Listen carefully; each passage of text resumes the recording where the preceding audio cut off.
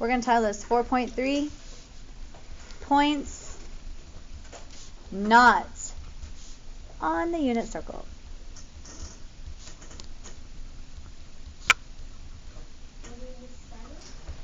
I am doing mine sideways. I am. Yes. I suggest you're fine.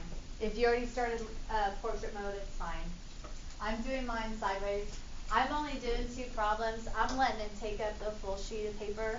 I don't know if you would need a full sheet, but sometimes it's nice to have stuff like this spread out, especially when I'm only going over at one time.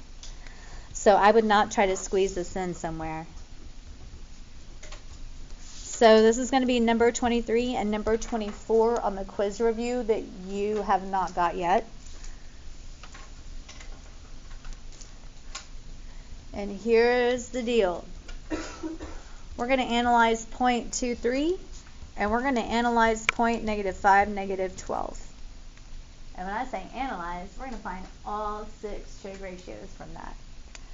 2, 3, that is not on your unit circle. -5, -12, not on your unit circle. So, before we begin, what quadrant is 2, 3 in? Quadrant 1. So remember, in quadrant 1, what's positive on the trig ratios? All. Yes, all of them. What quadrant is that? It is quadrant 3. And what's positive in quadrant 3 for our trig ratios? Tangent and its reciprocal.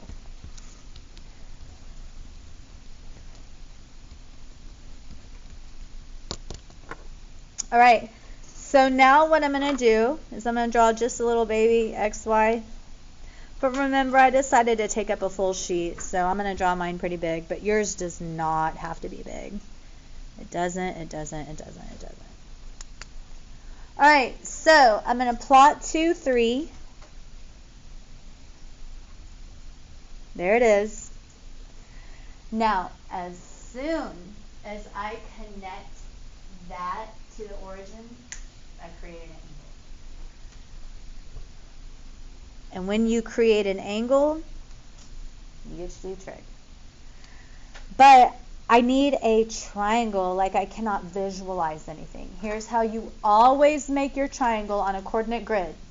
You go to your point, and you connect that point straight up or straight down to the x-axis. And once you do that, voila, you have a right triangle. Don't forget, all of our thetas are going to be in the same spot. They're always on the origin. Theta is always on the origin. Okay, so guys, what is this distance right here? What is that distance? It is. How tall is that triangle? Yes. Okay, we need to find all 6 trig functions, which means we're going to have to find the hypotenuse. So the hypotenuse is going to be 2 squared plus 3 squared rooted. So that's going to be 4 plus 9, and that's a 13. So the hypotenuse is the square root of 13. All right, time to write some trig ratios. Oh, hold on a moment. I don't even need that. Okay. So we're going to find sine of theta, cosine of theta, tangent of theta. Then we're going to flip them. And we're going to have to be careful, y'all, because we have a square root. You know we're going to have to rationalize at some point. All right. Sine is going to be the opposite, or the y-coordinate. It is always the y-coordinate on top over the hypotenuse, also known as a radius. But the y value is always on top. So the y value is 3. Our hypotenuse is the square root of 13. Don't forget, we're going to have to rationalize.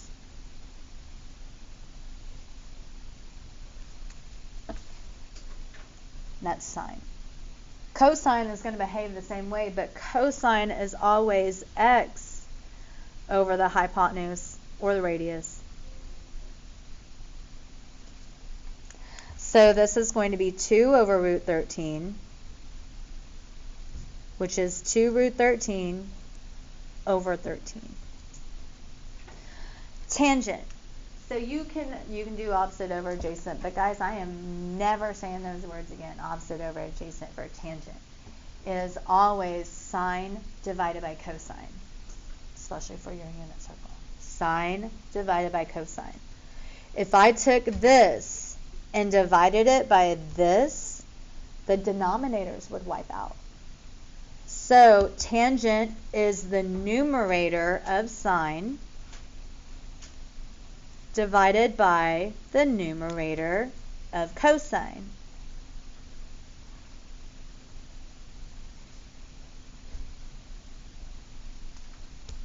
Root 3's cancel out, and we get 3 over 2. That is the same as opposite over adjacent, but I will always do sine divided by cosine. Okay, that's halfway done. Now we're going to flip them. To flip these, sine starts with the letter S, so its reciprocal starts with the letter C.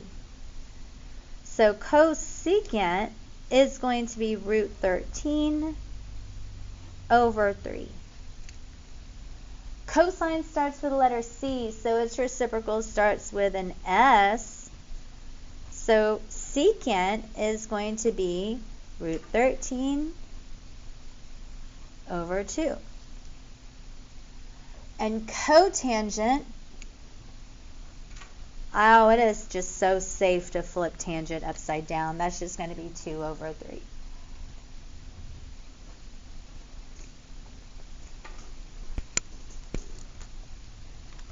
Any questions on that? Trig functions real quick. I'm going to find sine, cosine, tangent. And they're all clean looking numbers, no fractions. So this is going to be the y value over the hypotenuse. So this is negative 12 over 13. This is going to be the x value over the hypotenuse. So this is a negative 5/13. Tangent is sine over cosine, or the numerator of sine over the numerator of cosine. That is positive because the negative divided by a negative is positive. Let's flip those. Grab our reciprocals. Cotangent is 5/12.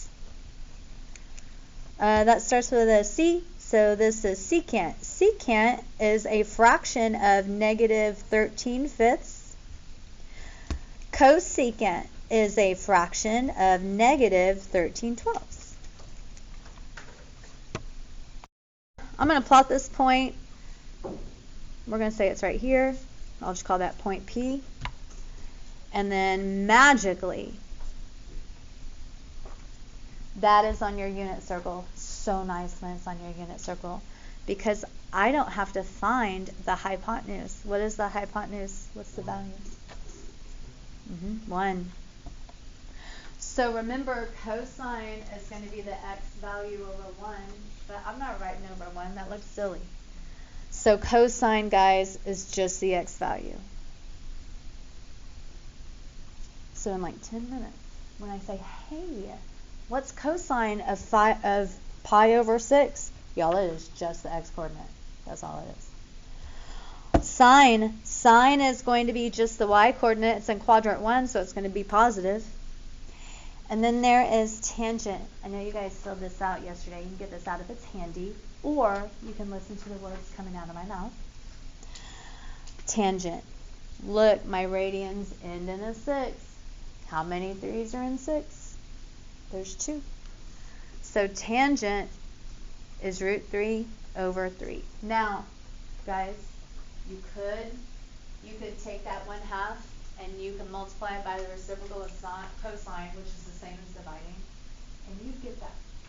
That's after it's rationalized, though. So just remember, if it ends in a 6, that's it. Now you'll have to remember whether it's positive or negative, but this is in quadrant 1 where everything is positive, so I'm leaving it. All right, cosecant, we're going to flip sine upside down. That is so easy. That's just a 2. Secant, we're going to flip cosine upside down. We're going to have to rationalize, but it's still okay. So that's going to be 2 root 3 over 3. Cotangent. Now remember, tangent was root 3 over 3. That means tangent is just plain root 3. Y'all, these always come in pairs. If the denominator is 6, then tangent's root 3 over 3. If tangent's root 3 over 3, then cotangent's the other one. All right, number 2. Let's look at number 2. Yes. It. For the next one. This. Oh, it is. Yes. I am so sorry. This is in quadrant 4. Thank you. And this is not a 2. My goodness. She is absolutely 100% right. The 5. Okay. So in 10 minutes, remember that theta symbol is not going to be there. It's going to look like this.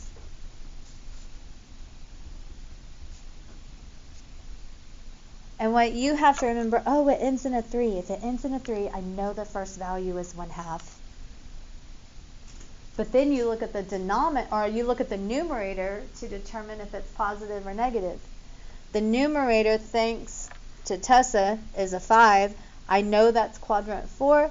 I know cosine is positive. If cosine is 1/2, then immediately, without thinking, I know the sine is the other one.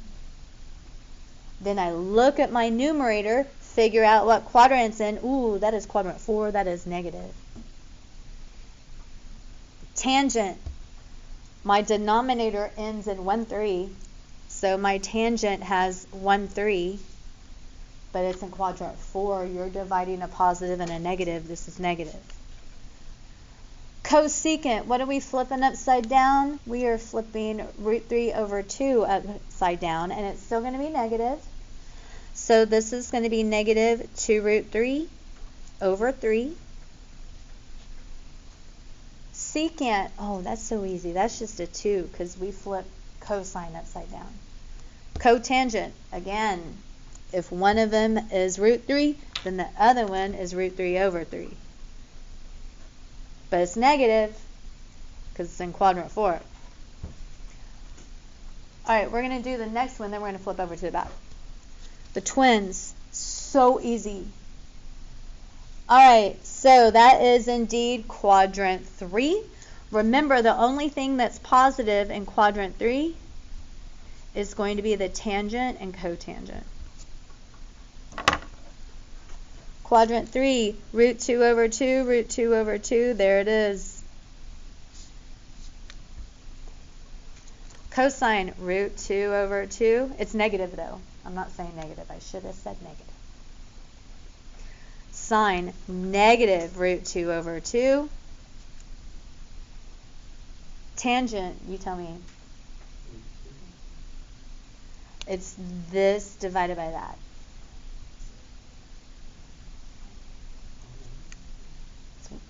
One of the answers is right. It's 1. Anytime you divide something by itself, it's cosecant. We're going to flip this upside down. So this gets a little ugly. So cosecant, this is going to be 2 over root 2. You got to rationalize. So that's going to be 2 root 2 over 2. And then look, that simplifies. So cosecant and secant are negative root 2. Because it all those plain 2's simplify. Negative root 2. Same for both of them because they're both the same value. Cotangent, what is it? Yeah, yes. So I need to have negatives on every blank except my tangents. And that's right. Any questions on that?